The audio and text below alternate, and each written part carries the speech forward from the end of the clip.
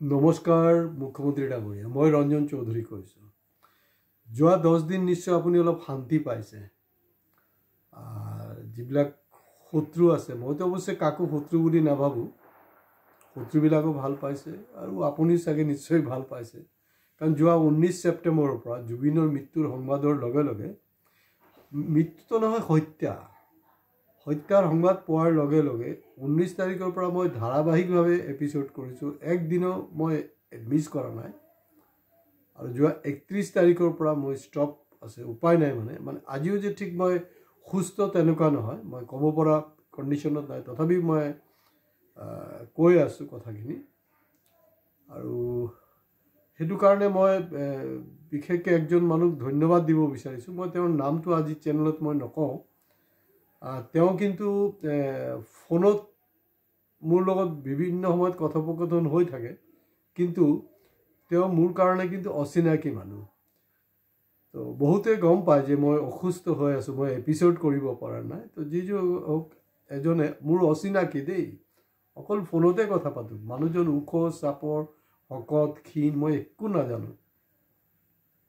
কিবা কাৰণত টিউনিং মিলিছে, মোৰ লগত কাৰোবাৰ চ'ৰ্চেদি যোগাযোগ কৰিছে। তেওঁ যোৱাকালি মোৰ ঘৰলৈ আহি পাইছে মোক খা খবৰ ল'বলৈ। ভাল লাগিল। আৰু তেখেতে খালি এটা কথাই কৈছে যে ভাঙি নপৰিব, নিৰাশ নহ'ব, আপোনাৰ YouTube channel Ranjan Choudhury official must go on, শ্ব'টো অফ হ'ব নালাগে, কৰি থাকক আপুনি।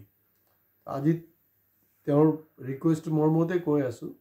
একচুৱেলি এই এপিছ'ডটো মই যোৱা 31 তাৰিখে কৰিব লগা আছিলে, বা 1-2 তাৰিখে কৰিব লগা হৈছে, তথাপি মই পলমকৈ কৈ আছোঁ। কথাটো এনেকুৱা যে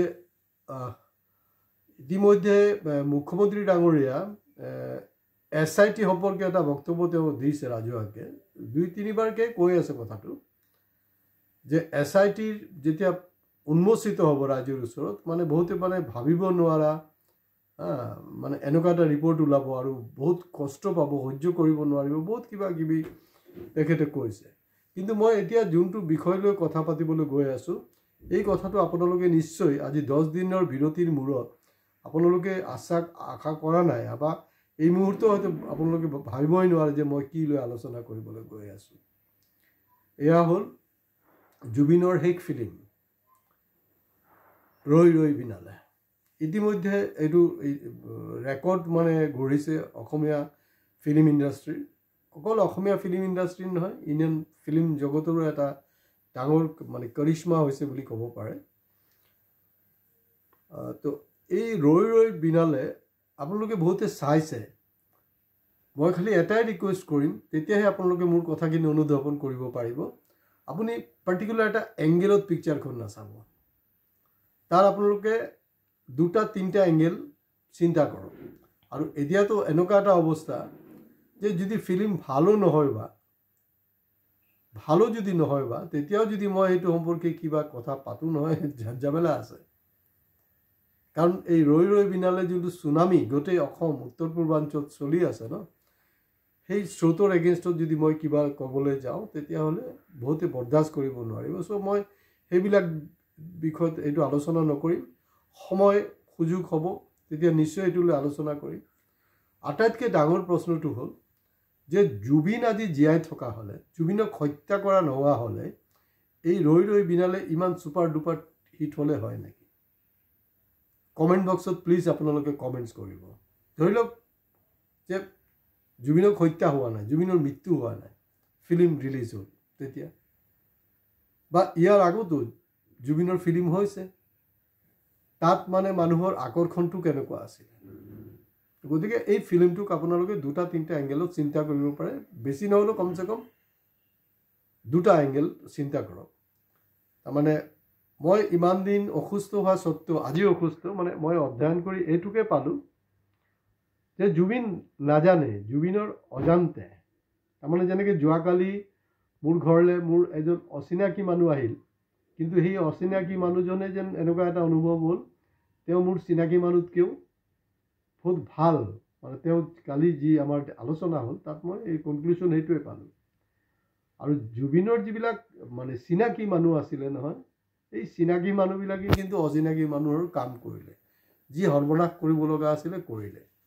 জুবিন কেতিয়াও কল্পনা কৰা নাই, কেতিয়াও ভবাই নাই। কাৰণ মোৰ এনালাইচিছটো হ'ল এনেকুৱা যে যেতিয়া এই ফিল্মৰ স্ক্ৰিপ্টখন বনিছিলে নহয়, বনতে বনিছে বাছ, ডেটছ অল, তাতকৈ বেছি নহয়। কিন্তু অলপ, কাৰণ স্ক্ৰিপ্ট কিন্তু চেঞ্জ হয় দেই, ফিল্মৰ স্ক্ৰিপ্ট চেঞ্জ হয়, as per situation script change কৰা হয়। তেনেকুৱা কোনো ফিল্ম ক্ৰিটিক্স যদি মোৰ লগত বহে, তেনেকৈ মই ইণ্ডিয়াৰ বহু ফিল্ম ইণ্ডাষ্ট্ৰীৰ ফিল্ম সম্পৰ্কে মই বিভিন্ন ৰকম ইনফৰমেশ্যন দিব পাৰিম। আদি এইটোৰ সময় নহয়। কিন্তু মাজতেই, আৰু খুব সম্ভৱ মাজতে হৈছিলে কাৰবাৰটো, যে স্ক্ৰিপ্ট ৰেডি কৰা হৈছিলে,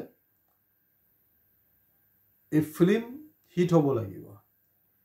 আৰু জুবিনৰ ঢেৰ শত্ৰু আছে, শত্ৰুবিলাকতো মানে চান্সত ডেন্স কৰি ল'ব তেওঁলোকে, সেইটো আছিলে তেওঁলোকৰ প্লেন। তো গতিকে জুবিনক যদি হত্যা কৰা নহয়, জুবিনক যদি মৰা নহয়, কাৰণ সেইটোতো ফিল্মত মৰেই, ফিল্মতো বহুত হিৰো মৰি থাকে, কিমানবাৰ মৰি আছে, তাৰপিছতো জিন্দা আছে। ফিল্ম আৰু বাস্তৱ দুটা বেলেগ বেলেগ সুকীয়া বস্তু। তো জুবিনক যদি মাৰি দিয়া হয়, তেতিয়াহ'লে এই ফিল্মটো ছুপাৰ ডুপাৰ হিট হ'ব। আৰু তেওঁলোকৰ কেলকুলেশ্যনটো ঠিকেই আছে। আৰু চব এনেকুৱা এটা ষ্টেজত মানে মৰা হ'ল, যিটো ষ্টেজত মানে ফিল্ম ইজ অলমষ্ট ৰেডি, খালি লাষ্ট কিছু অংশ বাকী থাকি গ'ল। আৰু যিটো জানে, ডাইৰেক্টৰ হওক, প্ৰডিউচাৰ হওক, স্ক্ৰিপ্ট ৰাইটাৰ হওক, বা যিসকল গোটেই গেমটোৰ লগত জড়িত, তেওঁলোকে জানে যে এইখিনি অংশত তেওঁ ফিজিকেলি নাথাকিলেও হ'ব জুবিন। গতিকে আমি এআইৰ যোগেদি সেই বস্তুটো আমি ছেটিং কৰি লওঁ। আৰু একজেক্টলি আপোনালোকে চাব, এআইৰ যোগেদি যিখিনি কাম নাই হোৱা, এইখিনি কাম এআইৰ যোগেদি কৰা হৈছে। যদি খুব সূক্ষ্মভাৱে ফিল্মখন চায়, সেইটো পাব। তো গতিকে মই এইটোৱে ক'ব বিচাৰিছোঁ, অকল ছিংগাপুৰত যোৱা মানুহে নহয়, আমাৰ দেশত থকা, আমাৰ ৰাজ্যত থকা মানুহো কিন্তু এই গোটেই যে প্লেনটো আছে, প্লেনৰ লগত ক'ৰবাত না ক'ৰবাত এটা ইনভলভমেণ্ট আছে, মই তেনেকৈ ভাবোঁ। আৰু আশা কৰোঁ যে মই মানে নতুন এটা লাইন, এনে কাল্পনিক নহয়, যিটো বাস্তৱ, সেইটো মই ক'বলৈ ব্যাখ্যা কৰিবলৈ চেষ্টা কৰিছোঁ। কমেণ্ট বক্সত হয় কমেণ্টছ কৰিব, কাৰণ আপোনালোকৰ কমেণ্টছ, আপোনালোকৰ ভিউ, আপোনালোকৰ ছাবস্ক্ৰিপশ্যন আমাৰ কাৰণে অনুপ্ৰেৰণা। মই দেখিছোঁ যোৱা সময়ছোৱাত 19 ছেপ্টেম্বৰৰ পৰা বহুতে ঠিক মালামাল হৈ গ'ল, বহুত পইচা কমাই আছে। কিন্তু বিশ্বাস কৰক, আমাৰ ইউটিউবে চোখেদি আমি এক পইচা ইনকাম কৰা নাই, কাৰণ আমি নিস্বাৰ্থভাৱে আৰু বিন্দাছ আমি কৈ আছোঁ আৰু কৈ থাকিম। নমস্কাৰ।